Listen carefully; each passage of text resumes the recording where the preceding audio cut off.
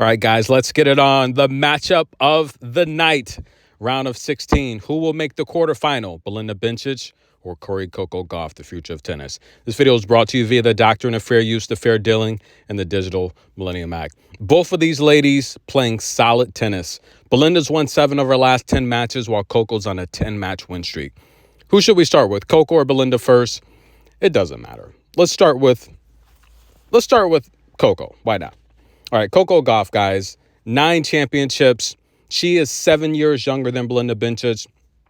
She's got 8 on the main tour. She won in Parma, which was a lower level, 125K.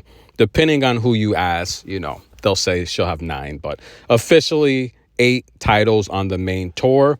And in terms of this matchup, it's a matchup of 2 ladies that prefer to play on hard, right? Coco's got nearly 250 wins on her young career, and more than half of them have come on hard.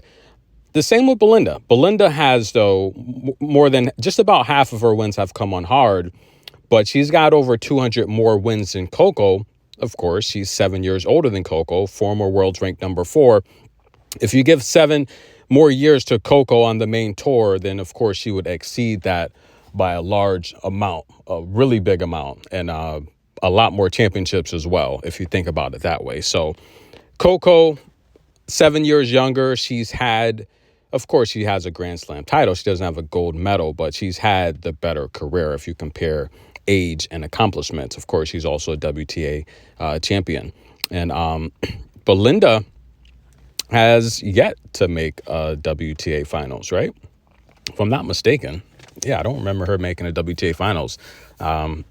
She came close. She had the chance to. But this is going to be a very, very interesting matchup.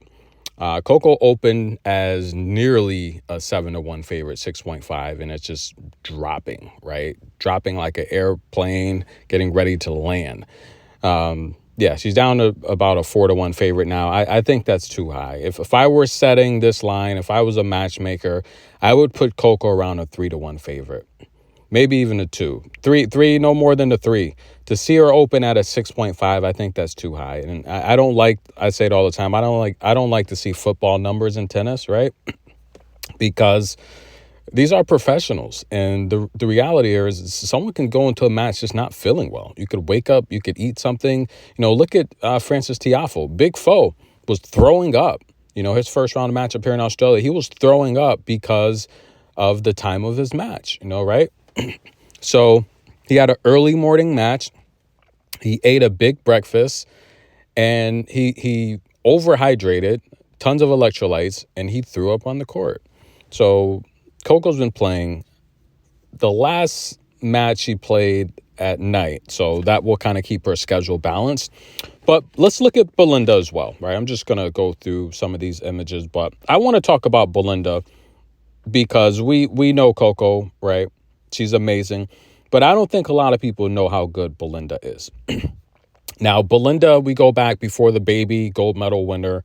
I told you guys that she's one of the hardest baseliners on tour.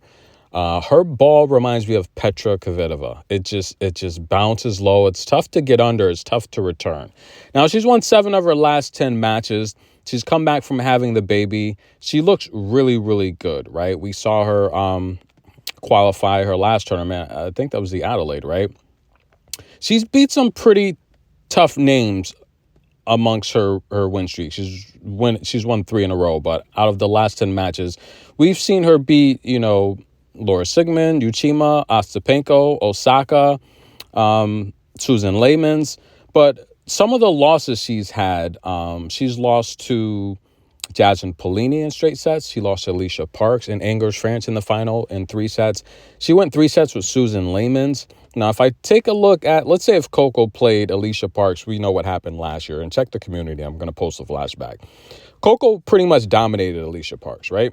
Jasmine Polini, every time Coco's played her, she's dominated her. If Coco played Susan Lemans, I think Coco would probably give her 2 bagels, right? As long as she comes out and takes it serious and focus. It doesn't lose her, doesn't really play on cruise control. As long as she's aggressive from start to finish, I think she would probably bagel Susan Lemans. Belinda went 3. But again, styles make matchups. You have Alicia Parks, who serves really big, very powerful. She's explosive. She loves to play coming forward. Someone that's stationary like Belinda Bencic, Alicia Parks could do that, right? Jasmine Pellini, very fast, explosive. Go watch the short I posted of Jasmine, how fast she is. She outran the camera. Okay, she's very fast, explosive. They could do that. And Coco has that type of game plan as well. She has that type of ability to play fast, to play athletic, to play coming forward. But Belinda, this tournament, she hasn't really served well, right? She's only had 2 aces, and she's been making a lot of double faults, right? She had her first match, who'd she play? Ostapenko. She had 2 aces and 8 double faults. She didn't look good in that match. She won 67% of her first serves. She lost 58% of her second serves and gave up 7 breakpoint opportunities. But Jelena's pretty solid, right? Against Suman Layman's, 0 aces, 2 double faults. She won 62% of her first serves, 50% of her second serves, and gave up 5 breakpoint opportunities.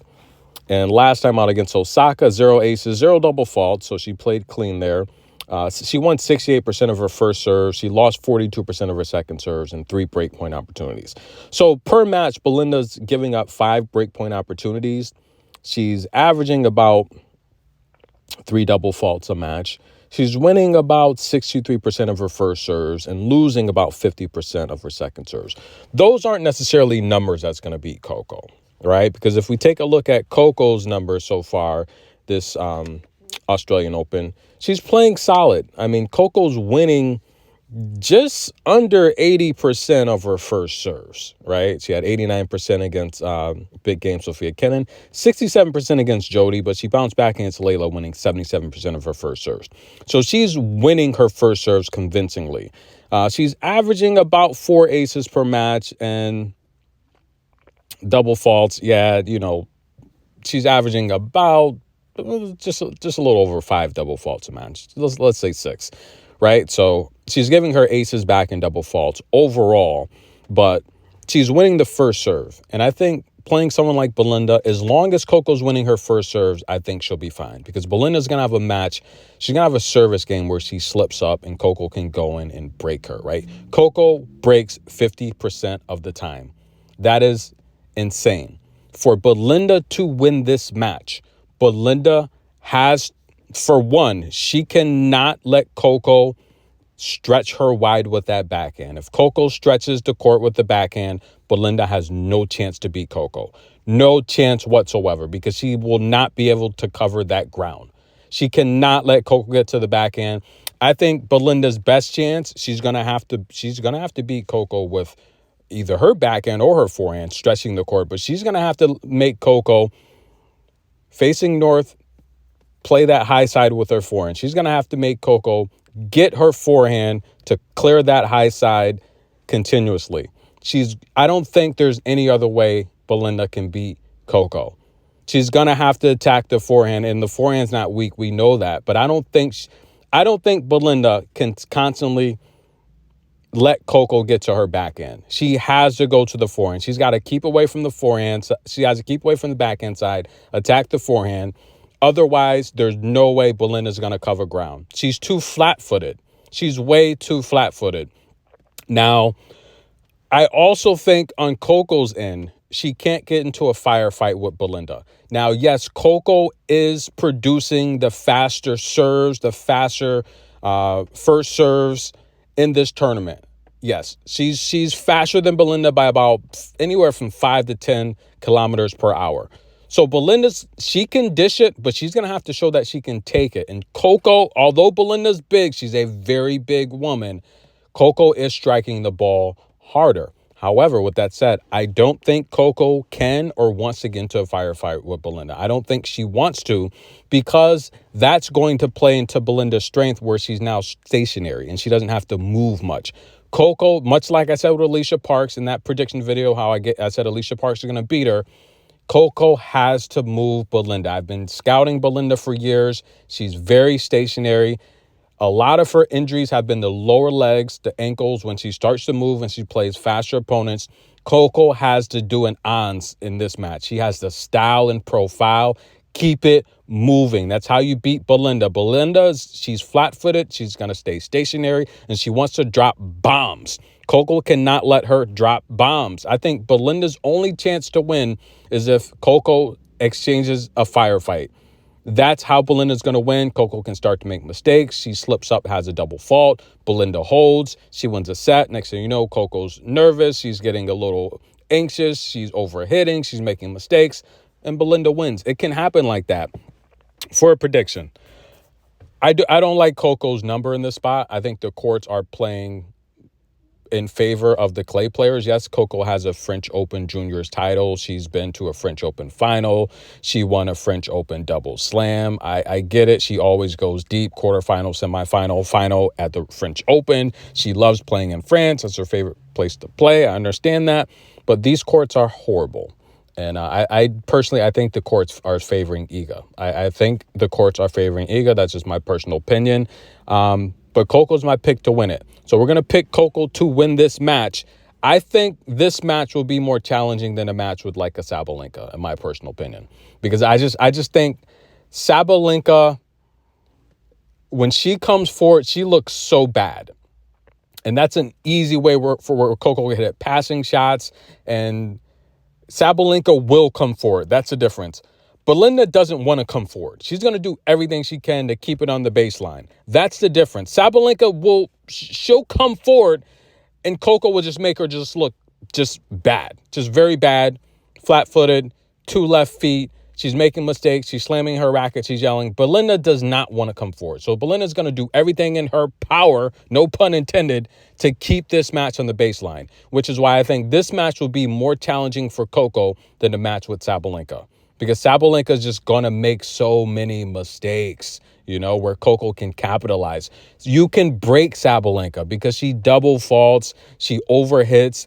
Belinda's she's more comfortable ball striking from the baseline, and she's going to do what she's comfortable with. She's not comfortable coming forward, so she's not going to set herself up. You have to really force Belinda to come forward, where Sabalenka will take the bait.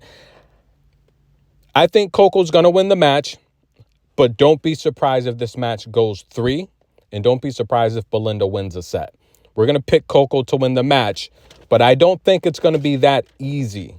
I would love it to be, but I think Belinda's going to put up a pretty good fight here. There's a big stage. She's coming back. This is the perfect she's trying to get ranking points. This is the perfect opportunity to get a name and let people know you're back.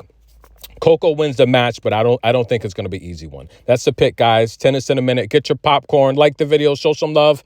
See you soon, guys. Sabalenka's dominating Marinjeva right now. We're going to see what Mira can do in the second set because Sabalenka, she looks pretty focused right now. See you soon.